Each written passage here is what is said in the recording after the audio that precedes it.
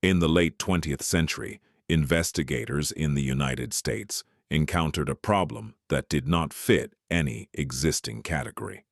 It was not a missing person case. It was not identity theft. It was the opposite. The man in question existed on paper. He had a valid Social Security number. He paid taxes. He held employment. He passed background checks that filtered out millions of applicants. His documents were accepted by banks, employers, and government agencies without challenge. And yet, when investigators attempted to trace his past, there was nothing there. No birth record, no childhood address, no school enrollment, no medical history. The paper trail began, abruptly in adulthood, fully formed. The anomaly was discovered during a routine audit, not a criminal investigation.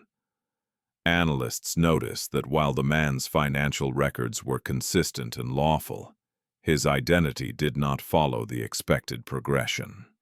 Most people leave traces long before adulthood: vaccinations, census records, academic files, utility accounts linked to parents. This individual did not. His Social Security number was valid, properly formatted, and issued by the system. It was not stolen from a deceased person. It had not been flagged as fraudulent. The issuance date aligned with a plausible timeline, but there was no corresponding birth certificate. Tax filings showed steady employment. Income was reported accurately. No unusual deductions, no offshore transfers, no gaps. His employer verified his presence. Colleagues knew him. He showed up to work. He received paychecks. He was not hiding. When investigators attempted to locate earlier records, they encountered a dead zone. Databases returned null results. County offices found nothing. State archives produced no matches. Requests sent to multiple jurisdictions returned the same response: no record found. The man was interviewed. He was cooperative, articulate, and calm. He provided the same information that appeared in his documents. He described a childhood that could not be confirmed or disproven.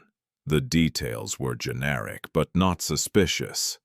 There were no obvious contradictions. When asked about family, he offered names that led nowhere. When asked about schools, he mentioned institutions that had no record of him. He did not resist further questioning. He did not panic. He appeared genuinely surprised by the concern.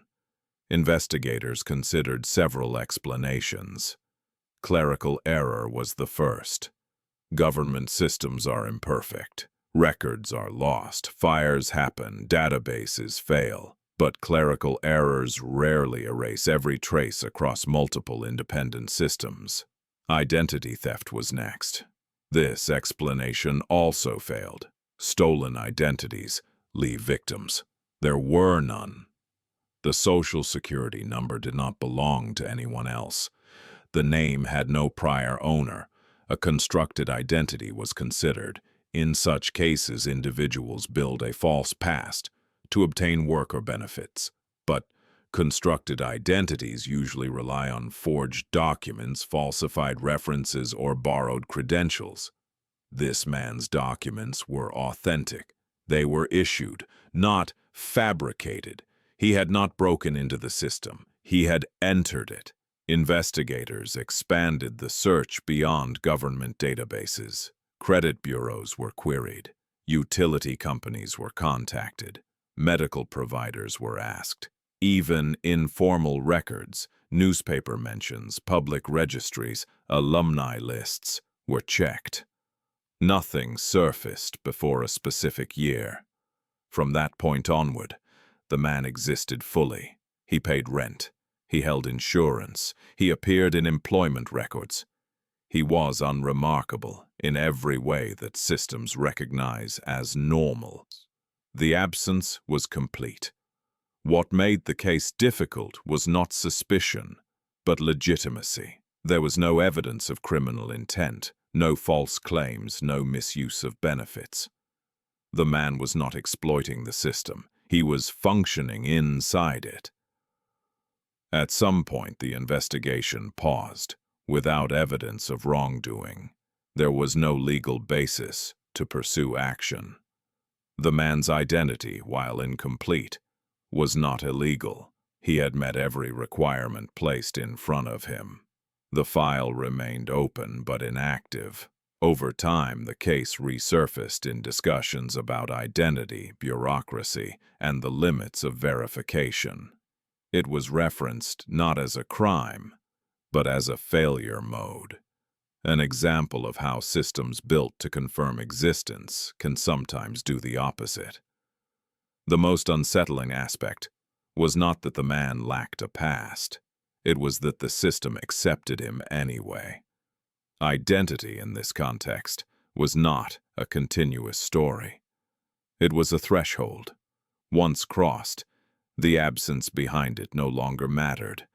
The case became known internally as the man who never existed, not because he was imaginary, but because nothing could prove that he had ever been anyone before the moment the system recognized him. At this halfway point, the file remains suspended between two truths. A man lives, works, and pays taxes under a valid identity.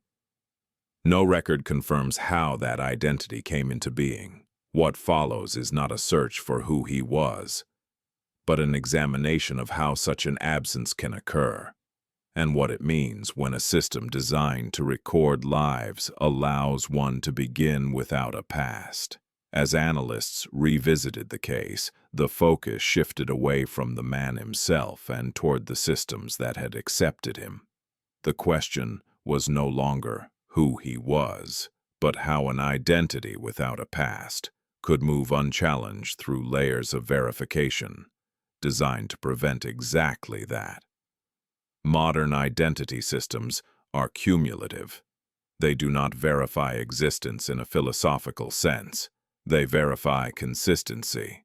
A social security number matches a name matches tax filings match employment matches bank accounts. Once those elements align, the system stops asking questions. In this case, every forward-facing check passed. What was missing were the backward-facing records, the artifacts of childhood that are rarely required once adulthood is established. Birth certificates, school transcripts, pediatric records, census entries. These are foundational, but they are not always demanded once an adult identity is in motion. The man's file illustrated a blind spot.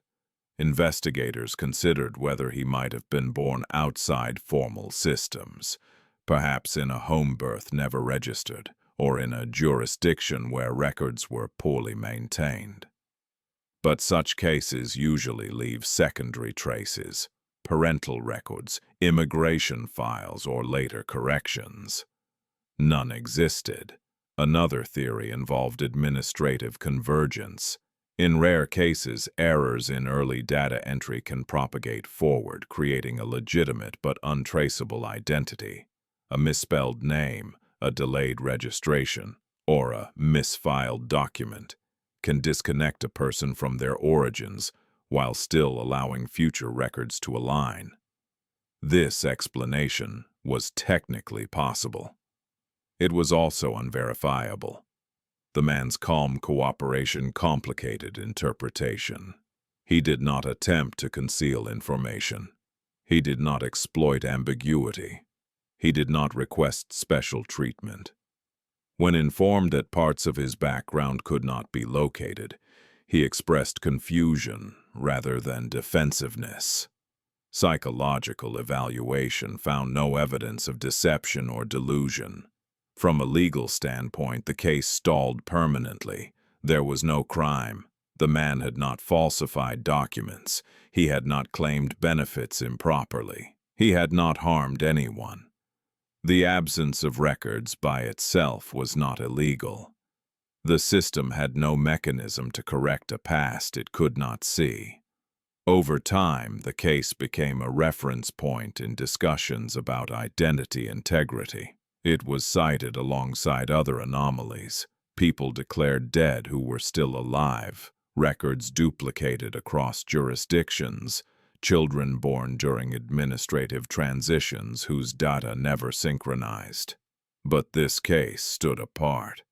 Those anomalies involved errors within a known narrative. This one involved the absence of narrative entirely. The man continued his life. He moved residences, changed jobs, filed taxes, renewed documents. Each year that passed made the absence behind him less relevant. New records accumulated. The gap remained, but it receded further into history.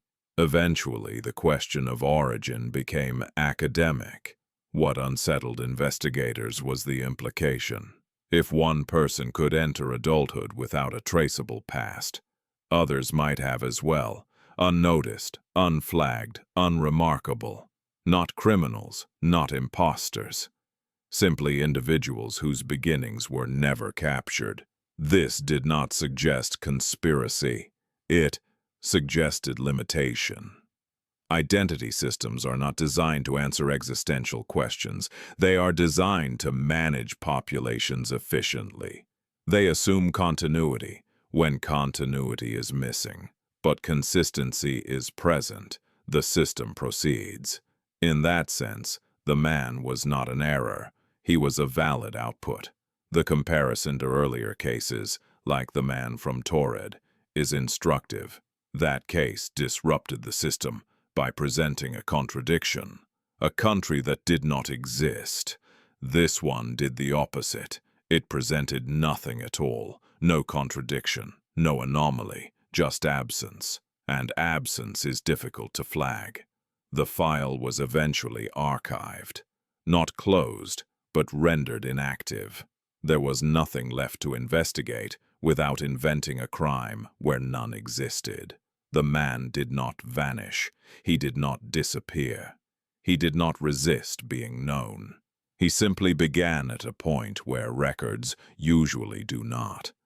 In the end, the case remains unresolved, not because of secrecy or deception, but because of acceptance. The system accepted a life without asking where it started. That may be the most uncomfortable conclusion. Not that someone could erase their past, but that it might never be required in the first place.